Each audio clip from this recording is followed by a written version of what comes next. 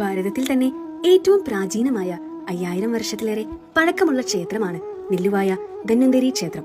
പാലാടി കടഞ്ഞപ്പോൾ അതിൽ നിന്നും ദിവ്യമായ അമൃത കുംഭവുമായി ഉയർന്നു വന്ന ദേവനാണ് മഹാവിഷ്ണുവിന്റെ അംശാവതാരമായ ധന്വന്തരി മൂർത്തി. ആയുർവേദത്തിന്റെ ദേവനായതിനാൽ ചികിത്സയ്ക്കായി വൈദ്യന്മാരും രോഗികളും ധന്വന്തരിയെ ആരാധിക്കുക പതിവാണ്.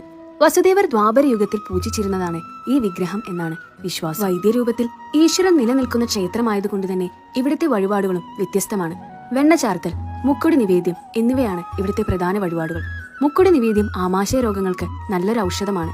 ഔഷധ ഗുണമുള്ള ഔഷധപ്രസാദമായ മുക്കുടി നിവേദ്യത്തിന്റെ കൂട്ട് കുട്ടഞ്ചേരി മൂസുമാർക്ക് മാത്രമേ അറിയുകയുള്ളൂ എന്നാണ് പറയപ്പെടുന്നത്.